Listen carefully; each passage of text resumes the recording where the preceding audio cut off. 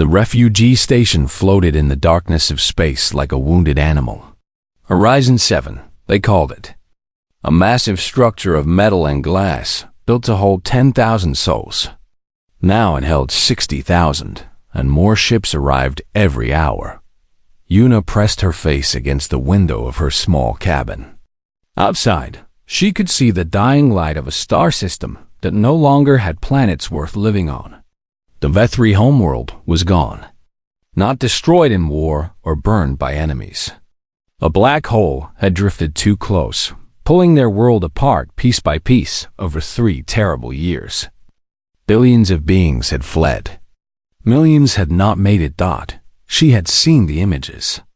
The Vethri looked like a beautiful mix of wolves and large cats. They walked on 2 legs like humans, and they had fur covering their bodies, pointed ears, and long tails. Their eyes were large and golden, made for seeing in low light. Before the disaster, they had been a proud species, artists, musicians, builders of beautiful cities. Now they were refugees with nothing. Yuna turned away from the window and picked up her datapad. Her assignment was simple on paper: help in the pediatric ward. In reality, nothing about this mission was simple. The door to her cabin opened, and Taiho walked in. He was tall and thin, with tired eyes and a gentle smile. They had been partners for 3 years, working together on relief missions across the galaxy. Ready? He asked. No, Yuna said honestly. But let's go anyway. They walked through the crowded corridors of the station. Beings of all species moved around them. Some carried supplies. Others carried children.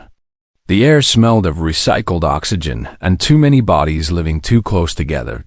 Captain Jisoo met them at the entrance to the pediatric ward. She was a small woman with short gray hair and the kind of face that had seen too much sadness.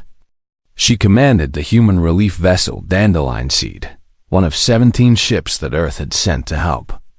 I need to warn you, Jisoo said quietly. It's bad in there. We've worked refugee camps before, Taiho said. Not like this. Jisoo shook her head. The cubs in this ward are orphans. Every single one of them watched their families die. The other species have tried to help them. The consortium sent their best child specialists. Nothing worked. They've labeled most of these children as... She paused, as if the word hurt her mouth. Unsalvageable. Yuna felt something cold settle in her stomach. They're children. I know. Jisoo opened the door. That's why I requested humans for this assignment. We don't give up on children. The ward was large and gray. Emergency lighting cast everything in a dim, sad glow. Yuna counted maybe 40 small beds arranged in rows. But the beds were empty. The children were not sleeping in them. Instead, the Vethri cubs huddled in corners. Under beds. Behind equipment. They pressed themselves against walls and into shadows. Their fur was dirty and matted. Their golden eyes were wide with fear that had become permanent. A few consortium workers moved through the space. They wore clean uniforms and carried datapads. They took notes. They observed. But they did not interact with the children. One worker, a tall being with blue skin and 4 arms, noticed Yuna watching. Don't bother, he said. They bite. They scratch. They refuse food from anyone. The psychological damage is too severe. He made a note on his pad. We're recommending long-term sedation until they can be placed in institutional care. Yuna did not respond to him. She was looking at a corner of the room where a small shape was pressed against the wall. A cub smaller than the others. Silver fur that might have been beautiful if it wasn't so tangled and dirty. The cub was shaking. Yuna walked toward the corner. Slowly. Carefully. She was aware of Taiho watching her. Of the consortium worker making a sound of disapproval. When she was about 10 feet away from the cub, she stopped. The little one had noticed her approach. Golden eyes locked onto Yuna with pure terror. The cub pressed harder against the wall, as if trying to push through it and escape. Yuna raised her hand. It was automatic, a simple wave, the universal human greeting that said, "Hello, I mean no harm." The cub flinched so hard that her whole body jerked. A small broken sound came from her throat. Her ears flattened against her skull. Her tiny claws scraped against the metal floor as she tried to make herself smaller. Yuna froze. She understood, in that moment, what her raised hand must look like to this child. How many hands had been raised before they struck? How many hands had reached out only to hurt? This cub did not see a greeting. She saw a threat. Yuna lowered her hand. Slowly, she let it fall to her side. Then she did something that made the consortium workers stare in confusion. She sat down on the floor, right there on the cold metal, 10 feet away from the terrified cub. She did not move closer. She did not speak. She did not try to offer food or comfort or promises. She simply sat. The cub watched her with those enormous golden eyes. The shaking continued, but something shifted in the small face. Confusion mixed with the fear. This was not what adults did. Adults approached. Adults grabbed. Adults hurt or left. Adults did not sit on floors and do nothing. Minutes passed. Then an hour. Taiho brought Yuna a cup of water and sat down beside her for a while before leaving to check on supply deliveries. The consortium workers finished their observations and left the ward, shaking their heads at the strange human woman sitting on the floor. The light in the ward shifted as the station rotated slowly through space. The other cubs watched from their hiding spots, curious but still too afraid to move. Yuna did not move either. Her back began to ache. Her legs grew stiff. But she stayed exactly where she was. As the second hour passed, she noticed something. The silver cub had stopped shaking. The little one was still pressed against the wall, still watching with fearful eyes. But the terrible trembling had eased. It was not trust. It was not comfort. It was simply the tiniest bit less terror. Yuna would take it. She stayed on that cold floor until her shift ended. When she finally stood to leave, moving slowly so as not to startle anyone, she looked back at the corner. The silver cub was still watching her, still afraid. But there was something new in those golden eyes. A question, maybe. A tiny spark of something that was not quite hope, but to perhaps become hope if given enough time. Yuna would be back tomorrow, and the day after. And the day after that. She had nowhere more important to be. 7 days passed on the station. 7 days of sitting on cold floors. Yuna arrived at the same time each morning. She walked to the same spot, 10 feet from the corner where the silver cub hid. She sat down without speaking. She stayed for hours. Then she left quietly when her shift ended. She brought nothing with her. No food to offer as a bribe. No toys to catch attention. No medicine to force calm. Just herself, sitting still, breathing softly, existing in the same space as a frightened child. The other workers on the station thought she was wasting time. The consortium observers wrote reports about human inefficiency. They noted that Yuna spent 42 hours in 1 week sitting on a floor and producing 0 measurable results. But Yuna measured things differently. On the 3rd day, the silver cub moved 6 inches to the left. Not toward Yuna, just away from the corner into slightly more open space. It was a tiny movement. It meant everything.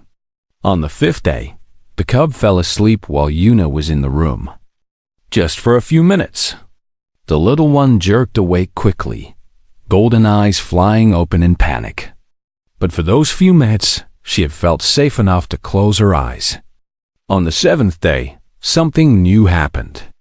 Yuna was sitting in her usual spot, watching the light change as the station rotated through space. She was humming quietly, an old Korean song her grandmother used to sing. She did not hum for the cub. She hummed because the silence sometimes grew too heavy. The silver cub tilted her head. It was such a small thing. Just a slight movement. Ears turning toward the sound, head angling to hear better. But it was the first time the cub had shown interest in anything except escape and survival. Yuna kept humming. She did not change anything. She did not get excited or move closer or try to use this moment. She just continued being exactly who she was. That evening, Bora arrived at the ward. She was a child psychologist who had worked with Yuna on 3 previous missions. Small and round, with glasses that were always slightly crooked, Bora had a gift for understanding children who had been hurt. "I watched the recordings," Bora said, sitting down next to Yuna. "The way you handled that first day, lowering your hand, sitting on the floor, that was exactly right." "It felt right," Yuna said. "I don't know if it was training or instinct." "Both, probably." Bora looked at the silver cub in the corner. "Do you know why human methods are working when everyone else failed?" Yuna shook her head. "Human babies are born helpless," Bora explained. "Completely dependent. They can't walk for a year. They can't feed themselves for longer. Human parents had to learn patience that other species never needed. We evolved to wait, to nurture slowly, to build trust over months and years, not days. The consortium wanted results in a week," Yuna said. "The consortium doesn't understand that trust can't be scheduled." Bora stood up and brushed off her pants. "Keep doing what you're doing. I'll work with some of the other cubs using similar methods. We have 4 other human workers arriving tomorrow." After Bora left, Yuna stayed in her spot. The station had entered its night cycle, and the lights dimmed to simulate darkness. Most of the cubs were sleeping, though their sleep was restless and filled with small sounds of distress. The silver cub was not sleeping. She was watching Yuna with those golden eyes that saw too much. Yuna began to hum again. The same song. Her grandmother's song about the moon and the mountains and a child who was never alone. The cub's eyes began to close. Not all the way. Just halfway, in that drowsy state between waking and sleeping. Her body relaxed slightly, just a little less tension in those small muscles. Then something remarkable happened. The cub turned around. She shifted her body so that her back was facing Yuna instead of her front. It was a position of vulnerability. A position that said, "I do not think you will attack me when I'm not looking." Yuna's eyes filled with tears. She did not make a sound. She did not move. She just sat there, crying silently, while a little alien child showed her the first tiny seed of trust. The next morning, Consul Rin came to the ward. Rin was one of the few surviving Vethri leaders. He was old, with gray streaking through his dark fur, and he walked with the weight of a whole world's grief on his shoulders. He had lost his family, his home, and his purpose. Now he spent his days trying to manage the chaos of 60,000 refugees. He found Yuna sitting on the floor, as usual. "I need to understand something," Rin said. His voice was deep and rough, like stones grinding together. "Why are you here? What do humans want from us?" Yuna looked up at him. "We don't want anything. Everyone wants something." Rin's golden eyes were hard with suspicion. "Every species that offers help expects payment. Trade agreements, political alliance, military bases, resources. What is your price?" Yuna thought about the question. She thought about Earth's history. The wars, the famines, the times when children had been abandoned and forgotten, the times when no one came to help. "We've been scared children before," she said finally. "Humans know what it feels like to be alone and afraid. We know what it feels like when no one comes, when no one sits with you." She paused. "We remember, so we try to be the ones who come." The ones who sit. That's all. Rin stared at her for a long moment. His face showed nothing, but his tail twitched in a way that might have meant confusion or disbelief. That is not how the galaxy works, he said. Maybe it should be, Yuna replied. Rin left without another word. But Yuna noticed that he looked back at the silver cub before he walked out the door. Something in his expression had shifted. Not much. Just a crack in the armor of his suspicion. That night, the silver cub slept with her back to Yuna for 3 whole hours. Her breathing was slow and even. No nightmares. No whimpering. Yuna sat in the darkness, keeping watch, asking for nothing. In her report that night, she wrote, Day 7. The subject is showing signs of decreased stress response. Trust building continues. I have named her Little Moon in my personal notes, after my grandmother's song. I do not know if she will ever let me close enough to touch her. But I will keep sitting here until she does, or until she tells me to go. She sent the report and went to sleep. In the morning, she returned to her spot on the floor. Little Moon was already watching for her. 3 weeks into the mission, Little Moon ate from Yuna's hand for the first time. It did not happen quickly.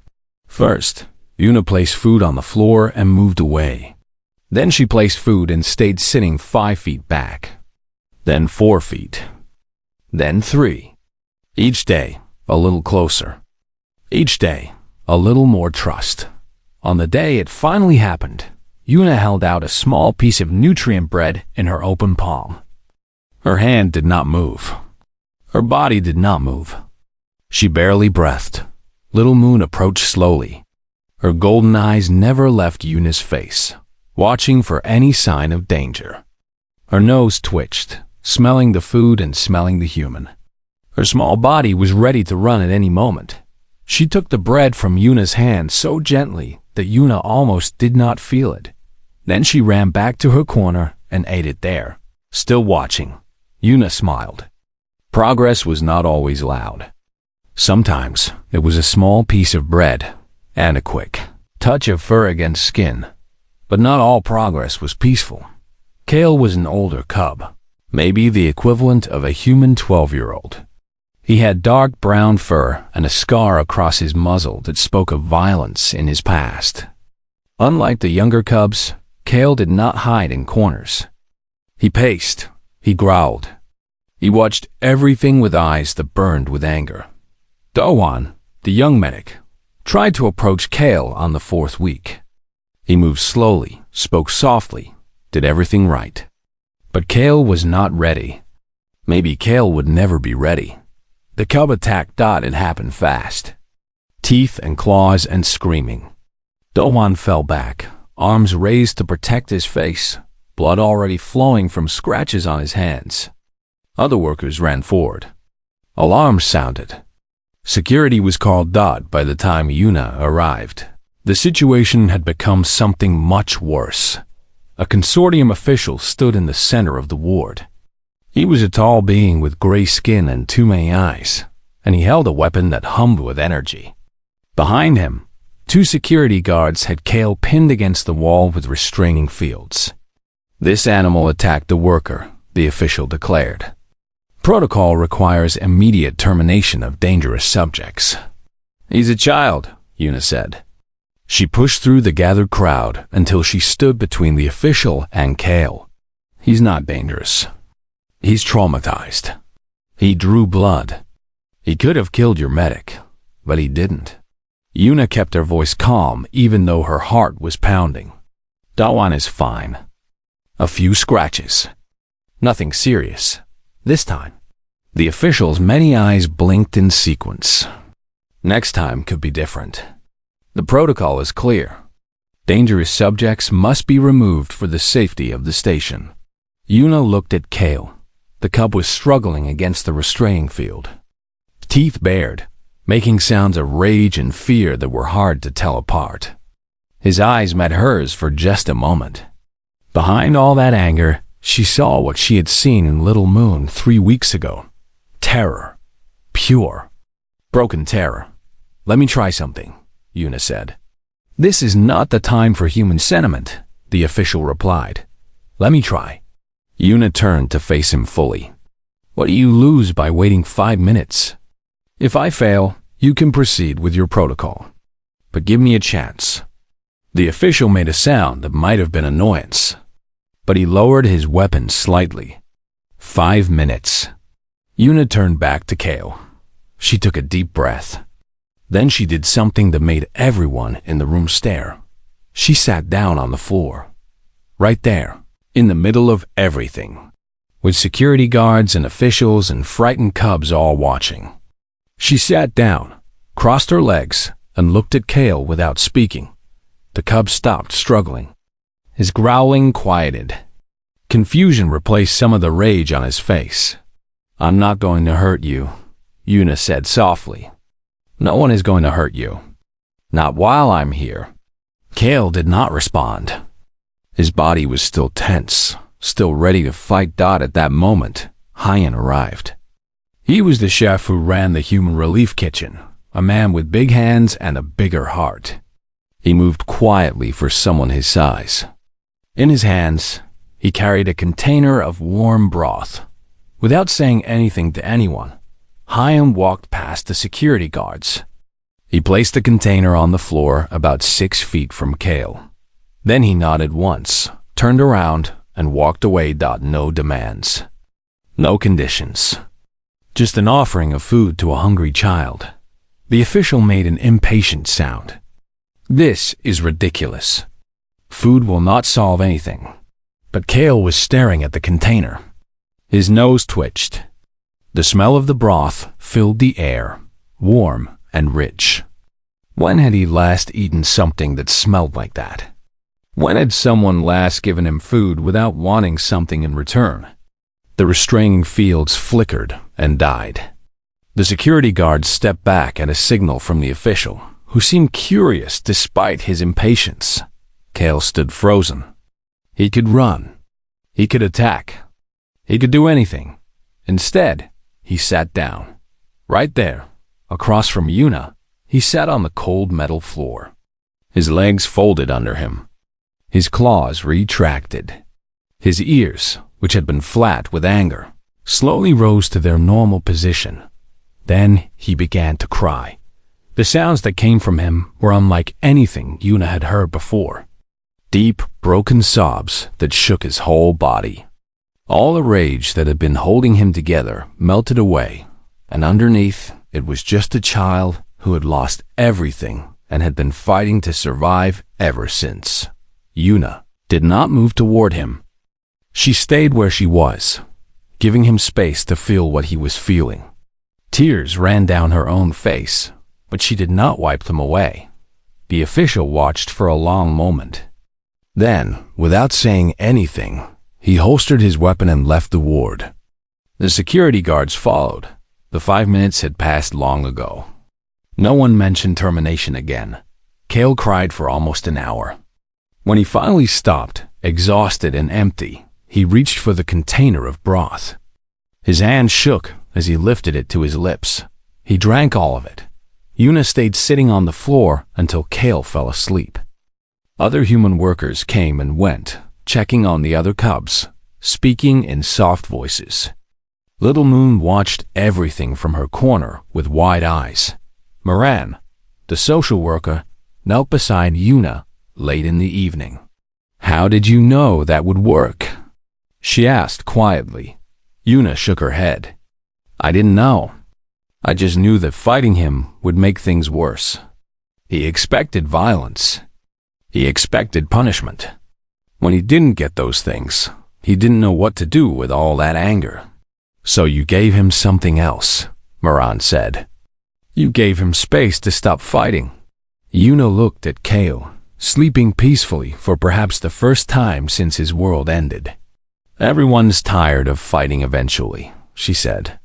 Sometimes you just need someone to tell you it's okay to put down your weapons. That night, Yuna wrote in her report, Day 28, major incident with the subject designated, Kale. Violence avoided through patience and de-escalation. All cubs stable. Little Moon continues to show progress. We are not saving these children with medicine or technology. We are saving them by sitting with them in the dark. I do not know if the galaxy will ever understand that. She sent the report and went to find Hyon. She wanted to thank him for the broth. Word spread through the station like water through cracks. The humans were succeeding.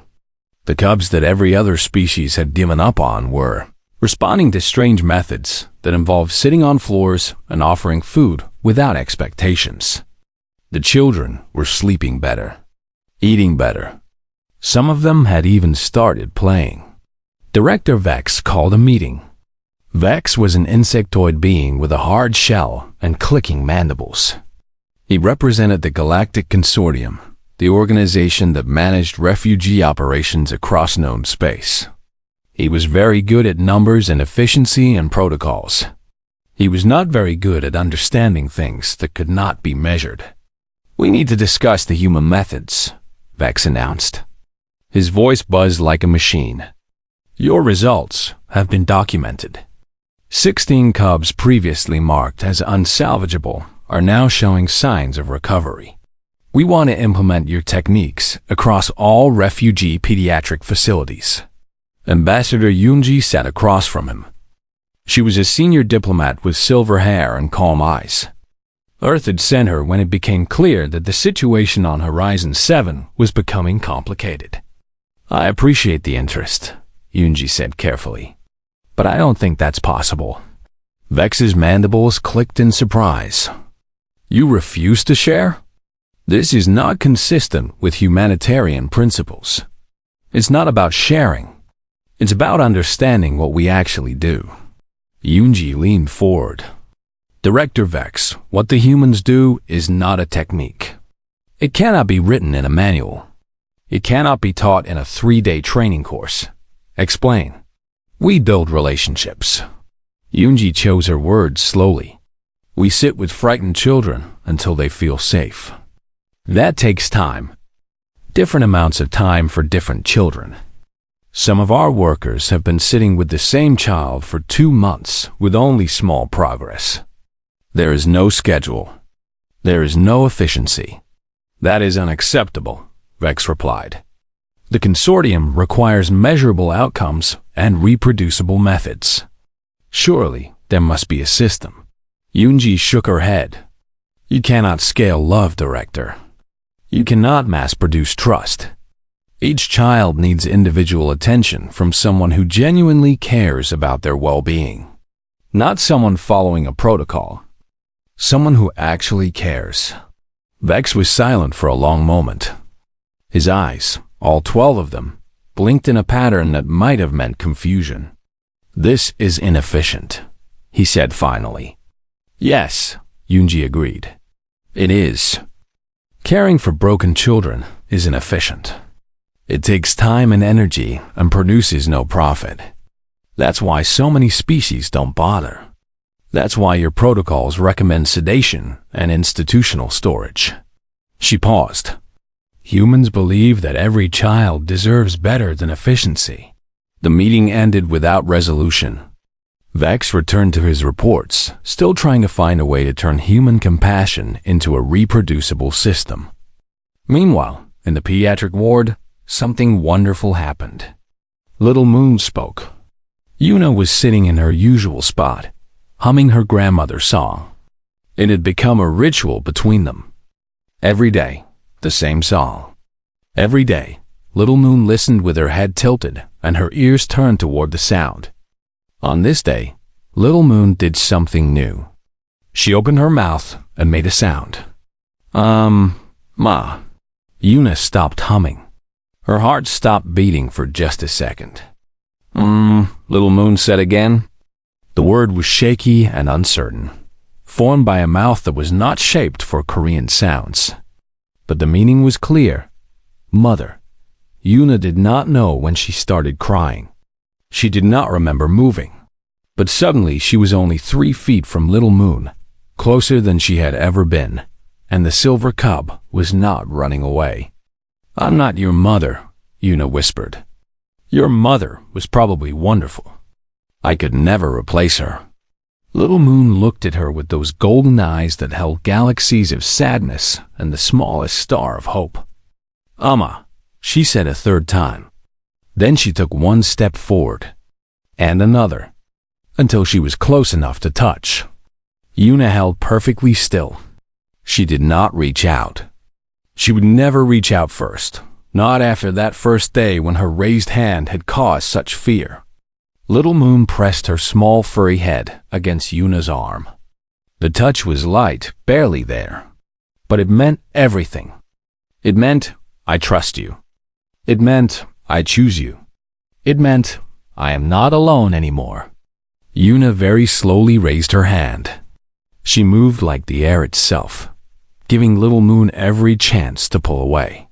The cub did not pull away. Una's fingers touched the silver fur, so soft, so matted from months of neglect. They stayed like that for a long time. Consul Rin found them there. He had come to check on the cubs, as he did every few days, watching the human methods with suspicious eyes. But when he saw Una and Little Moon sitting together, something in his face changed. He approached slowly and sat down on the floor. An old Vethri leader sitting on a cold metal floor like it was the most natural thing in the world. "I have watched your people for 2 months, Rin said quietly. "I have tried to understand. We Vethri care for our young, but we teach them strength quickly, independence, the ability to survive without help. We thought this was wisdom." He was quiet for a moment, watching Little Moon lean against Una. "When our world died, our children had no one to lean on. They had been taught to stand alone, but they were not ready to stand alone through such horror. They broke because we made them believe that needing someone was weakness." Una did not interrupt. She kept her hand on Little Moon's head, gentle strokes through the tangled fur. "Your people teach something different," Rin continued. "You teach that needing someone is natural, that asking for help is not shameful, that staying with a frightened child for months with no reward is somehow—" He struggled for the word. "Good, simply good. Every child deserves someone who stays," Una said. "It doesn't matter what species. It doesn't matter what world. Children need to know that someone will be there when they wake up from nightmares." Rin looked at her for a long moment. Then he did something that no Vethri had done to a human before. He bowed his head low, exposing the back of his neck. Una knew enough about Vethri culture to understand. That gesture was reserved for those who had earned the deepest respect. It was saying, "You could harm me in this position, but I trust that you will not." It was the Vethri way of acknowledging someone as worthy. "I was wrong about your people," Rin said. "The galaxy was wrong. We thought you were young and foolish, spending resources on hopeless cases, wasting time on things that do not benefit you. But perhaps," he raised his head, "perhaps you understand something we forgot. Perhaps you remember what it means to simply care." Little Moon made a small sound, something between a purr and a sigh. Her eyes were closed. She was sleeping against Una's arm, peaceful and content. Una smiled through her tears. "We're not special," she said. "We're just stubborn. We don't know how to give up on children." Rin stood slowly. He looked at the ward, at all the cubs who were healing, at the human workers who sat with them and asked for nothing in return. "Perhaps that is special enough," he said. He left without another word, but Una saw him stop at the door and look back. His expression was no longer suspicious. It was grateful. 6 months had passed since the first day Una sat on a cold floor. The station looked different now. The corridors were less crowded. The air smelled cleaner. Many refugees had been relocated to a new colony world that the Galactic Consortium had provided for the surviving Vethri. It was not their home, but it was a place to rebuild. The pediatric ward was almost empty. Most of the cubs had found foster families among the Vethri survivors, or had been united with distant relatives. They left the ward slowly, one by one, each departure a small victory. Kale had been adopted by a Vethri elder who had lost his own grandchildren. The angry cub was learning to be a child again, learning that not every hand raised toward him meant harm. But Little Moon refused to leave. The consortium officials tried everything. They found 3 Vethri families willing to take her. They offered comfortable housing on the new colony. They explained patiently and repeatedly that the silver cub needed to be with her own kind. Little Moon responded to every offer the same way. She pressed close to Yuna and would not move. "This is irregular," Director Vex said during yet another meeting. "Cross-species adoption is not supported by consortium protocols. There is no precedent. There is no legal framework." "Then create one," Ambassador Yunji replied. "The child belongs with Vethri. She needs to learn her own culture, her own language, her own history. She needs to be with someone who loves her." Yunji's voice was firm. "Yuna has been that person for 6 months. Little Moon chose her. To separate them now would undo everything we worked for." The argument went back and forth for weeks. Forms were filed. Objections were raised.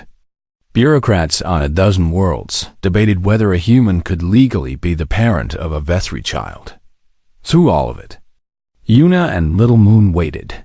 They had moved out of the pediatric ward and into Yuna's small cabin. Little Moon slept on a bed that Taiho had built from spare materials. Yuna brushed the silver fur every night until it shone like moonlight. She learned Vethri lullabies to sing alongside her grandmother's Korean song. She watched Little Moon grow stronger, healthier, more trusting with each passing day. What if they say no? Yuna asked Taiho one night. Little Moon was sleeping, curled in a ball, her tail wrapped around her nose. "Then we fight," Taiho said simply. "We appeal. We protest. We do whatever it takes. That's our daughter now, even if the paperwork doesn't say so yet." Yuna looked at him with surprise. "Our daughter?" Taiho smiled. "Did you think I wasn't paying attention? I've been warming her milk for 3 months. I've been reading her stories in bad Vethri pronunciation. I've been sitting on cold floors right beside you." He took Yuna's hand. "She's ours. Both of ours." The decision came on a quiet morning. Captain Jisoo delivered the news personally. She walked into the cabin with a datapad and a smile that told Yuna everything before a single word was spoken. "Approved," Jisoo said. "Full legal adoption. Little Moon." She paused to check the official documents, officially registered as Moon Kim Park, "is now your daughter." Yuna could not speak. She could not move. She just stood there, tears streaming down her face, while Little Moon tugged at her shirt and asked what was happening. "We're going home," Yuna finally managed to say. "All of us together." The departure day arrived. The corridors of Horizon 7 were lined with beings of all species. They had come to watch something historic. Not just an adoption, but a symbol. A silver-furred Vethri child walking hand in hand with her human mother, boarding a ship called Dandelion Seed. Heading for a world called Earth. Hyan was there with a basket of food large enough for 10 journeys. Bora was crying so hard that Dawan had to keep handing her tissues. Moran documented everything for the records, though her own eyes were not dry, and Consul Rin stood at the end of the corridor, waiting. When Yuna approached with Little Moon, Rin knelt down to be at eye level with the cub. He spoke in Vethri, words that Yuna did not fully understand, but that made Little Moon's ears perk up. He says, "I will always be Vethri." Little Moon translated in her small voice, now fluent in both languages. "He says my people will remember me. He says." She paused, listening carefully. "He says I'm carrying the heart of our lost world to a new home. And that is the most important job anyone can have." Rin stood and faced Yuna. His golden eyes were wet. "Thank you," he said in heavily accented human speech. It was clear he had practiced those two words many times. "Thank you for sitting on cold floors. Thank you for not giving up. Thank you for showing us that strength is not about standing alone." He turned to address everyone gathered in the corridor. His voice carried, strong and clear. "We thought strength meant never showing weakness," Rin said. "The humans showed us that true strength is sitting on a cold floor, day after day, waiting for a frightened child to trust you. We thought power meant control. They showed us power means choosing patience when the universe demands speed. We thought efficiency was everything. They showed us that love cannot be scheduled." He paused, gathering himself. "I am ordering all Vethri refugee services to adopt human methods. Not because they are faster, not because they are more efficient, but because they are better. Because every child deserves someone who stays." The corridor erupted in sounds of approval. Different species making different noises, but all meaning the same thing. Yuna held Little Moon close. Taiho put his arm around both of them. "Ready?" he asked. Little Moon looked up at Yuna. Her golden eyes were no longer filled with fear. They were filled with love and trust and the certainty that she was exactly where she belonged. "Go home now?" Little Moon asked in Korean. Yuna smiled. It was the same question from 6 months ago, but the meaning had completely changed. Back then, home meant a lost world, a destroyed life, a place that no longer existed. Now, home meant something different. Home meant each other. "Yes, little one," Yuna said. "We're going home." The dandelion seed departed from the station as thousands watched. It grew smaller and smaller against the stars until it was just a point of light, among billions. But its impact remained dot in the months that followed. Other species began quietly changing their protocols. Refugee services across the galaxy started training workers in patience and presence. Cold floors were installed in pediatric wards so that workers could sit with frightened children. The phrase "someone who stays" entered a dozen languages. Not because humans demanded credit. Not because they wanted anything in return. Just because they had shown the galaxy something it had. Forgotten that the most powerful force in the universe was not weapons or technology or efficiency. It was love. And sometimes love looked like a woman lowering her hand, sitting on a cold floor, and waiting as long as it took for a frightened child to believe that she was safe. Little Moon grew up on Earth, in a small house with a garden where she could run and play. She learned Korean from her grandmother's songs and Vethri from recordings that Rin sent every month. She had 2 parents who loved her completely, and a galaxy that would never forget her story. And every night, before she fell asleep, Yuna would sit beside her bed and hum the old song about the moon and the mountains. Little Moon would close her golden eyes and smile. She was home.